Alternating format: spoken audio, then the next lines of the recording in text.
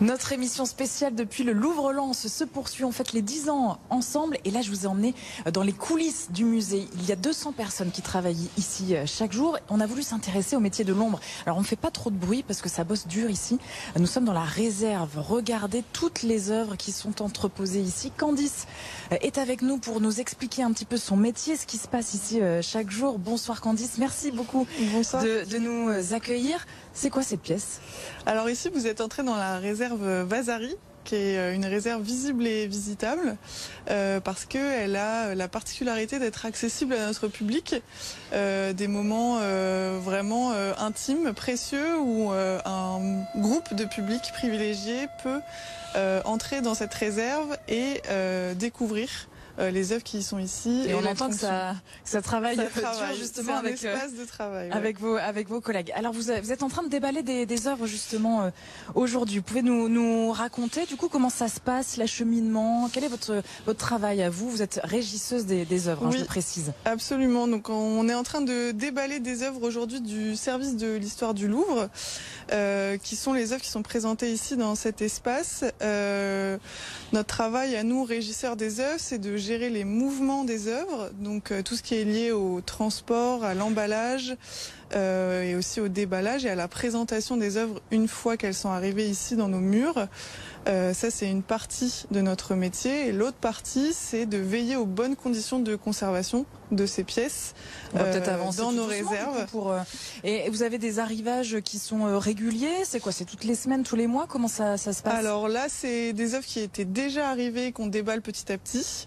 C'est des œuvres qui sont arrivées petit à petit du service de l'histoire du Louvre. On va continuer à en recevoir dans les prochains mois, mais non, c'est pas un rythme aussi fréquent que celui-ci. On parle de peut-être une livraison d'œuvres tous les 2 mois, en fonction. Tout vient de Paris. Vous êtes en lien constant, vous, avec le Louvre, la maison mère, comme on l'appelle à Paris. Exactement. Hein, toutes les œuvres viennent de Paris, donc du musée du Louvre Paris, et nous, on travaille en contact privilégié avec les services de l'équipe de Paris même. Alors on voit tout un tas de matériel, Candice. Là par exemple, c'est quoi? C'est un monte-charge? Ça sert à quoi exactement? Alors ici vous avez un pont roulant. C'est un énorme système qui nous permet de soulever des œuvres lourdes, parfois de les assembler, de les empiler. C'est vrai que notre métier, c'est aussi de penser aux manutentions des œuvres monumentales. Il y en a quelques-unes dans cette réserve, notamment les 2 grognards devant lesquels on passera probablement tout à l'heure, ou encore les 2 vases que vous voyez ici dans cet épi. Parce que ouais, j'imagine qu'il y a des précautions très très importantes à prendre, non? Pour vous, c'est un peu le stress, non, quand vous bougez une œuvre? Oui, on prend le maximum de précautions, à la fois dans les emballages, mais aussi au moment du transport. On utilise des camions spécialisés, et surtout on travaille avec des entreprises de transport spécialisées qui...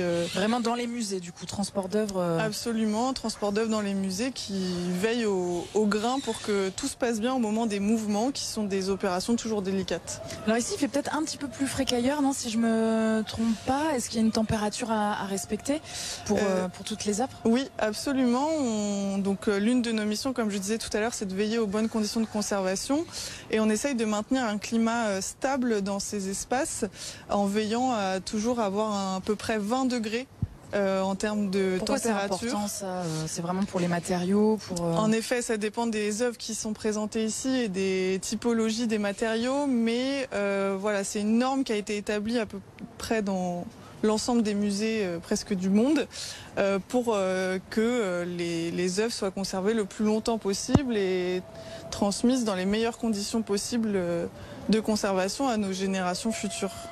Alors là, on est dans un autre, un petit peu plus grand espace avec des vitres, hein, où il y a des œuvres aussi transposées à l'intérieur. On va peut-être se diriger vers ce genre de casier. Vous allez m'expliquer ce que c'est, ce qu'il y a à l'intérieur. Allez-y, vous pouvez peut-être... Oui, bien sûr. Alors ici, on est devant des épis. C'est des épis fermés, ce qui nous permet d'exposer des œuvres qui sont photosensibles, donc particulièrement fragiles à la lumière. Donc ici, on a déposé, accroché quelques photos sur ces grilles, qui sont des photos des salles du musée du Louvre actuelles. Donc on a une série de photos comme ça contemporaines qui sont vraiment magnifiques.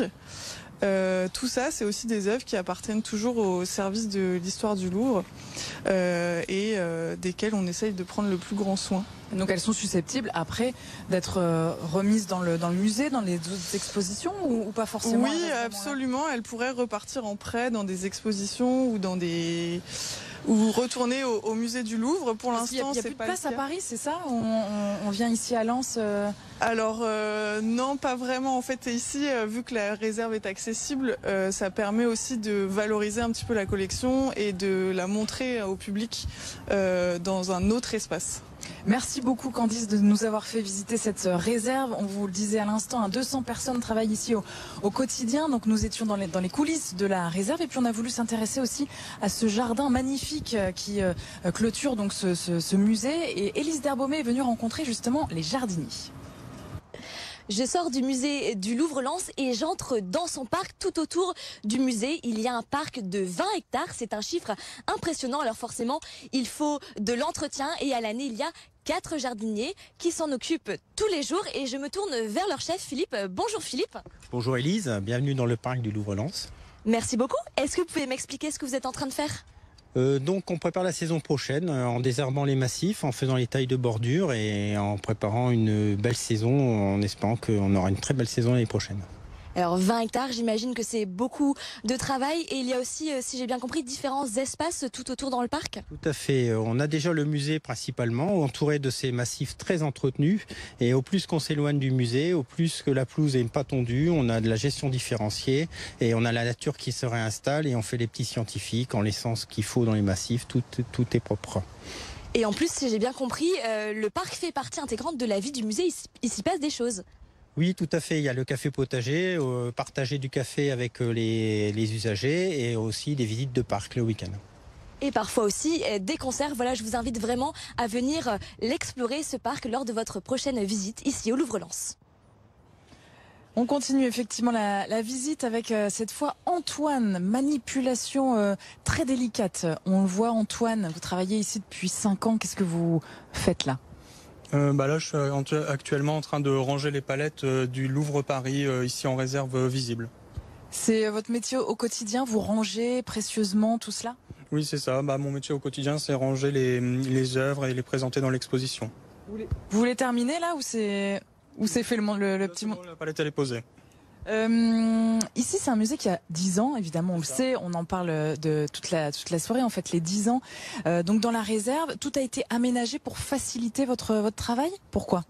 C'est ça, c'est de présenter les collections au public, toute l'histoire du Louvre. Alors là, c'est les collections de l'histoire du Louvre et on les présente au public, c'est ouvert, réserve visible et visitable et pareil depuis la mezzanine. Candice, qu'on a vu tout à l'heure, nous disait, Antoine, c'est un peu notre couteau suisse. Pourquoi ? Je m'occupe un peu de tout ce qui est installation, manipulation des palettes, là, comme on vient de voir, mais aussi de tout ce qui est la gestion des vitrines et tout ça, le suivi des montages d'exposition et tout ça. Vous avez votre petit atelier et vous travaillez au quotidien. Vous intervenez aussi dans les salles d'exposition ? C'est ça, tout ce qui est installation, des fois des petits soclages, du montage, de l'installation d'œuvres art graphique ou des peintures, tout ça. Quelles sont les principales contraintes pour vous dans ces installations ? La contrainte, c'est qu'on n'a pas le choix, il faut accrocher l'œuvre coûte que coûte, on peut pas se dire on l'accrochera la semaine prochaine. Et c'est réglé, il y a vraiment des tailles à respecter, tout est minuté C'est ça, tout est préparé et en fait pour chaque œuvre, il y a des protocoles d'installation et tout ça. Vous travaillez depuis 5 ans ici au Louvre-Lens. Vous étiez spécialisé aussi dans d'autres musées de la région auparavant ? Avant, j'ai travaillé au musée Matisse au Cateau et pareil où je faisais l'installation d'œuvres aussi dans le musée. Est-ce que c'est une fierté de travailler au Louvre-Lens pour vous, qui est l'un des musées les plus visités de France ? Oui, c'est une fierté. C'est un plaisir déjà d'être en contact avec des œuvres hyper précieuses et qu'on n'aura pas l'occasion de revoir forcément d'aussitôt.